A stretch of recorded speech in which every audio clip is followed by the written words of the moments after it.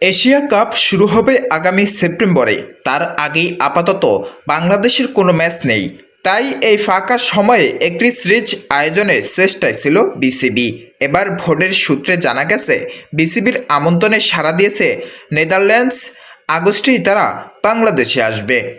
9 September থেকে সংযুক্ত আরব আমিরাতে শুরু হবে এশিয়া কাপ।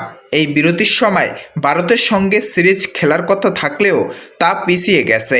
তবে এশিয়া কাপের আগে একটা সিরিজ আয়োজন করলে মন্দ হয় না।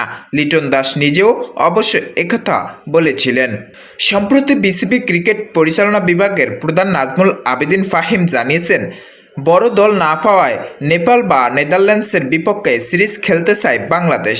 তবে বিসিবির সূত্র বলছে, টি-20 সিরিজ খেলতে বিসিবির প্রস্তাবে সাড়া দিয়েছে নেদারল্যান্ডস।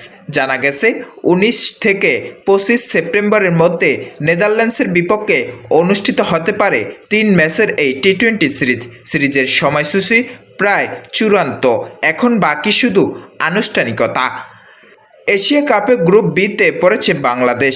বাকি 3 দল হল শ্রীলঙ্কা, আফগানিস্তান ও Hong Kong. Saiful Islam Sunny, news desk. আসসালামু আলাইকুম। আজকের এই স্পোর্টস নিউজটি যদি ভালো লেগে থাকে, অবশ্যই আমাদের চ্যানেলটি সাবস্ক্রাইব করে আমাদের পাশেই থাকবেন। আর পাশে থাকা যে বেল আইকনটি রয়েছে, সেই বেল আইকনটি অল করে দিবেন, যাতে নিত্য নতুন ভিডিও আপলোড দেওয়ার সাথে সাথে আপনাদের কাছে নোটিফিকেশনগুলো চলে যায়।